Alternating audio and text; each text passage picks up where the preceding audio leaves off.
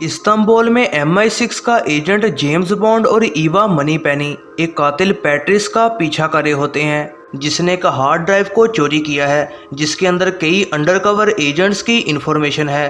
Bond और Patrice चलती हुई ट्रेन के ऊपर लड़े होते हैं। एम मनीपेनी को गोली चलाने का ऑर्डर देती है, हालांकि वो एक क्लियर शॉट नहीं मार सकती। मनीपेनी गलती से गोली बॉन्ड पर चला देती है जो कि दरिया में गिर जाता है। बॉन्ड को मरा हुआ समझा जाता है और पैट्रिस हार्ड ड्राइव के साथ भाग जाता है। 3 महीनों बाद हार्ड ड्राइव की बात को लेकर एम की पूछताछ की जाती है। उस पर प्रेशर डाला जाता है कि वो रिटायर हो जाए और ये काम ग्लैथ मैलरी करता है जो कि पार्लियामेंट में सिक्योरिटी का चेयरमैन है और वो एक पुराना ऑफिसर भी है। लेकिन एम कहती है कि वो अभी भी काम कर सकती है। लेकिन कुछ टाइम बाद ही MI6 का कंप्यूटर हैक हो जाता है और फिर कुछ मोमेंट्स बाद MI6 की बिल्डिंग तबाह हो जाती है। बॉन्ड जिसने अपनी मौत का बहाना बनाया था और रिटायर हो गया, वो ये खबर सुन लेता है और फ़ौरन लंदन वापस आता है। वो फिज़िकली और मेडिकली चीज़ों में फेल हो जाता है, लेकिन एम फिर भी उसे दोबारा फील्ड में ले आती है। वो कहती है कि वो पैट्रिस को ढूंढे, हार्ड ड्राइव को हासिल करे और पैट्रिस को मार दे। वो क्यू से मिलता है जो कि MI6 में नया आया है। वो उसे एक डिवाइस देता है और इसके अलावा एक पिस्टल भी देता है। शंघाई में बॉन्ड पैट्रिस का पीछा करता है, लेकिन वो उसे रोक नहीं पाता और पैट्रिस अपने टारगेट को मार देता है। वो दोनों लड़ते हैं लेकिन पैट्रिस गिरकर मर जाता है, इससे पहले कि बॉन्ड जान पाता कि उसे किसने हायर किया था। लेकिन बॉन्ड को एक कैसीनो का टोकन मिलता है जिससे पैट्रिस अपने टारगेट को मार कर कैश हासिल करने वाला था। वो इस तरह मकाओ के कैसीनो में पहुंच जाता है। वहां बॉन्ड से सेवरीन मिलती है। बॉन्ड उसका टैटू देखकर पहचान जाता है कि वो एक गुलाम थी जिसे कि एक मुजरिम ने बचाया था और अब वो उसके लिए काम करती है और बॉन्ड उस मुजरिम से मिलना चाहता है। वो कहती है कि उसके बॉडीगार्ड्स बॉन्ड को मार देंगे, लेकिन अगर वो उनसे जान छुड़वा ले तो वो उसकी मदद करेगी।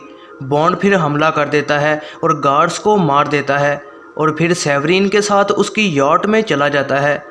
वो दोनों मकाओ के साहिल के पास एक खाली जजीरे पर पहुंचते हैं जहां कुछ लोग उन्हें पकड़ लेते हैं और उन्हें सेवरीन के बॉस के पास लेकर जाते हैं।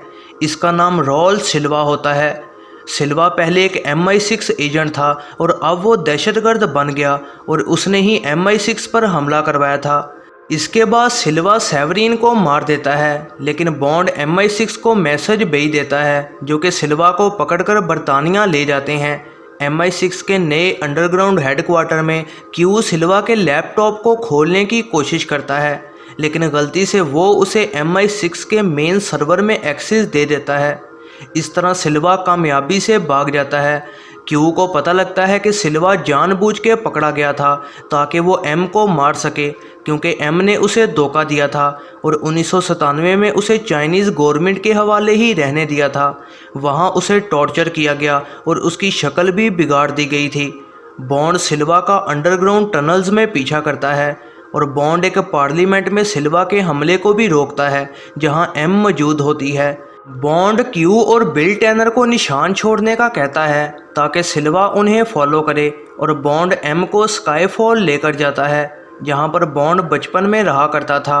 वो स्काईफॉल में रहने वाले आदमी किनकैट से मिलते हैं और एक साथ वो तीनों पूरे घर में जाल बिछा देते हैं।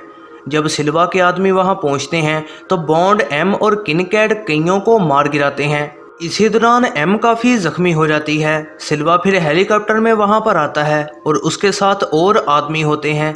इस वजह से बॉन्ड एम और किनकैट को वहां से निकलने का कहता है और वो दोनों पास में एक चैपल में छुप जाते हैं। बॉन्ड फिर उस जगह को धमाके से उड़ा देता है और हेलीकॉप्टर भी तबाह हो जाता है और फिर बॉन्ड एक टनल में से वहां से बचकर निकल जाता है।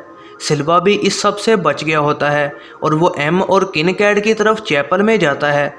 वो एम के पास जाता है और गन पकड़कर कहता है कि वो गोली चलाए और वो दोनों यहीं पर ही मारे जाएं, लेकिन बॉन्ड एक चाकू सिल्वा की कमर में मारता है और उसे वहीं पर मार देता है। एम अपने ज़ख्म बर्दाश्त नहीं कर पाती और बॉन्ड की बाहों में मर जाती है। एम के मरने के बाद मनीपेनी बॉन्ड से मिलती है और वो कहती है कि वो इस काम से रिटायर हो रही है ताकि वो मैलरी की सेक्रेटरी बन सके। मैलरी अब नया एम है। बॉन्ड मैलरी से मिलता है और कहता है कि वो दोबारा काम करने को तैयार है। ये है ज़रनाम मूवीज़ रिव्यू। ऐसी ही नई वीडियोस के लिए चैनल पर बने रहें, सब्सक्राइब करें और बेल नोटिफिकेशन को ऑन करना ना भूलिएगा।